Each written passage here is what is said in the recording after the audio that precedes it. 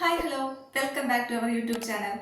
ഇന്നത്തെ video gas ലാഭിച്ചുകൊണ്ട് pocket money ഉണ്ടാക്കാനായിട്ട് എന്നെ സഹായിക്കുന്ന ഒരു പ്രോഡക്റ്റിനെ പറ്റിയാണ്. ആരും ഞെട്ടൊന്നും വേണ്ട. ഈ വീഡിയോ മുഴുവനായിട്ട് കണ്ടു കഴിഞ്ഞാൽ നിങ്ങൾക്കും വർഷം 2 സിലിണ്ടറെങ്കിലും ലാഭിച്ചുകൊണ്ട് ആ കാശ് മറ്റെന്തെങ്കിലും ആവശ്യത്തിനായിട്ട് നമുക്ക് ഉപയോഗിക്കാനായിട്ട് പറ്റും. നാട്ടിൽ നിന്ന് ഷിഫ്റ്റ് ചെയ്ത ഒരു ക്വാർട്ടേഴ്സിലേക്ക് വന്നപ്പം ഇവിടെ അടുപ്പും കാര്യങ്ങളൊന്നും ഇല്ലായിരുന്നേ. അപ്പം ഞാൻ എൻ്റെ ഹസ്ബൻഡിനോട് പറഞ്ഞു നമുക്ക് ചോറൊക്കെ വെക്കാനായിട്ട് ഒരു റൈസ് കുക്കർ വാങ്ങാമെന്ന്. അങ്ങനെ ഇരിക്കുമ്പോഴാണ് ആളതെ എനിക്ക് ഈ ഒരു തെർമോകൂൾ ബോക്സ് കൊണ്ടുവന്ന് തന്നത്. ഇതാണ് ഗ്യാസ് ലാഭിക്കാനായിട്ട് എന്നെ സഹായിക്കുന്ന പ്രോഡക്റ്റ് എന്ന് ഞാൻ പറഞ്ഞത്. ഇതിനെ ഇങ്ങനൊരു അടപ്പുണ്ട്. അത്യാവശ്യം വലിയൊരു ബോക്സ് ആണ് കേട്ടോ. വിസ്താരമുള്ളൊരു ബോക്സ് ആണ്.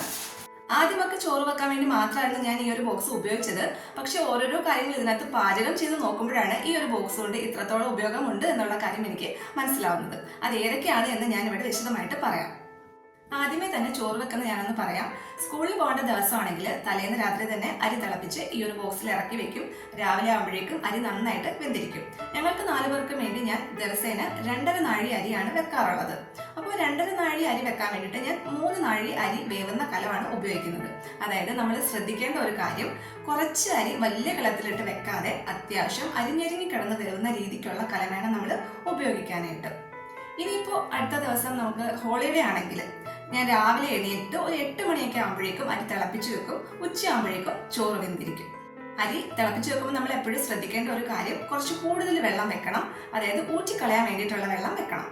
ഇനി രാവിലെ ബ്രേക്ക്ഫാസ്റ്റിന് വേണ്ടിയിട്ട് നമ്മൾ കടലയോ ഗ്രീൻ പീസോ എന്തെങ്കിലുമാണ് വെക്കാനായിട്ട് ഉദ്ദേശിക്കുന്നതെങ്കിൽ തലേന്ന് തന്നെ ഇത് നന്നായിട്ട് കുതിർത്തെടുത്തതിന് ശേഷം രാത്രി നന്നായി കഴുകി ഒന്ന് തിളപ്പിച്ച് നമ്മൾ അരി ഇറക്കി വെച്ചില്ലേ അതിൻ്റെ മുകളിലോട്ട് ഇതും കൂടി ഇറക്കി വെച്ച് അടച്ചു വെച്ചാൽ മതി. രാവിലെ ആകുമ്പോഴേക്കും ചോറും ഈ ഒരു ഗ്രീൻ പീസോ കടലോ ഏതാണെന്ന് വെച്ചാൽ അതും നന്നായിട്ട് വെന്തിരിക്കും. പിന്നെ നമ്മൾ കുക്കറിലിട്ട് വേവിക്കേണ്ട ആവശ്യമില്ല. ബാക്കി കറിക്ക് വേണ്ടിയിട്ടുള്ള കാര്യങ്ങൾ ചെയ്താൽ മതി. ഇതുപോലെ തന്നെ പയറുവർഗ്ഗത്തിൽപ്പെട്ട എല്ലാ സാധനങ്ങളും ഞാൻ വേവിച്ചെടുക്കാറുണ്ട്. ഈ വീഡിയോ ഇഷ്ടമാവുന്നുണ്ടെങ്കിൽ ലൈക്ക് ചെയ്യാനും അതുപോലെ നിങ്ങൾക്ക് ഉപകാരമുള്ളതാണെന്ന് തോന്നിക്കഴിഞ്ഞാൽ ഷെയർ ചെയ്ത് ഫ്രണ്ട്സിനും മറ്റു ഗ്രൂപ്പുകളിലേക്കും ഒക്കെ ഒന്ന് എത്തിക്കാനും കൂടെ ശ്രമിക്കണേ. ഇനി വീട്ടിൽ ബിരിയാണി ഒക്കെ വെക്കുന്ന ദിവസമാണെങ്കിൽ ഉച്ചക്കലത്തേക്കുള്ള ബിരിയാണി എടുത്തതിന് ശേഷം ബാക്കി വരുന്നത് ചൂടോടെ തന്നെ നമുക്ക് ഈ ഒരു ബോക്സിൽ ഇറക്കി വെക്കാം. രാത്രി ആകുമ്പോഴും ചെറിയ ചൂടോടെ തന്നെ നമുക്ക് സെർവ് ചെയ്യാം. കുറെ പേരെങ്കിലും ഈ ബോക്സ് ഒക്കെ ഉപയോഗിക്കുന്നുണ്ടാവും അല്ലേ? ഇനിയിപ്പോൾ ഈ ബോക്സിനെ പറ്റി അറിയാത്ത കുറച്ച് പേരൊക്കെ ഉണ്ടാവും. അങ്ങനെയുള്ളവരാണെങ്കിലും അല്ലെങ്കിൽ നിങ്ങളുടെ വീട്ടിൽ ഇതുപോലുള്ള ബോക്സ് ഉപയോഗിക്കാതെ എവിടെയെങ്കിലും ഒക്കെ ഉണ്ടെങ്കിലും അതെടുത്ത് കളയരുത്. നിങ്ങളത് എടുത്തിട്ട് ഇത്തരം കാര്യങ്ങളൊക്കെ ഒന്ന് ചെയ്ത് നോക്കുക. ചെയ്ത് നോക്കിയിട്ട് നല്ലതാണെന്ന് തോന്നിക്കഴിഞ്ഞാൽ അഭിപ്രായങ്ങളൊക്കെ ഞങ്ങളെ കമന്റിലൂടെ അറിയിക്കാനായിട്ടൊന്ന് ശ്രമിക്കണേ. അത് മാത്രമല്ല, ഈ ഒരു ബോക്സ് ഞാൻ പറയാത്ത മറ്റെന്തെങ്കിലുമൊക്കെ കാര്യങ്ങൾക്ക് വേണ്ടിയിട്ടും നിങ്ങൾ ഉപയോഗിക്കുന്നുണ്ടെങ്കിൽ അതും കൂടെ ഞങ്ങളെ ഒന്ന് അറിയിക്കാനായിട്ടുകൂടി ശ്രദ്ധിക്കണേ. അപ്പോൾ ഈ ബോക്സ് ഉപയോഗിക്കാൻ തുടങ്ങിയതിൽ ഞാൻ വളരെ ഹാപ്പിയാണ് കേട്ടോ. വർഷം 2 സിലിണ്ടർ എനിക്ക് ലാഭിക്കാനായിട്ട് പറ്റുന്നുണ്ട്. ആദ്യമൊക്കെ 1.5 മാസം കൊണ്ട് തീർന്ന ഒരു സിലിണ്ടർ ഇപ്പോൾ ഞാൻ 3 മാസത്തോളം ഉപയോഗിക്കുന്നുണ്ട്.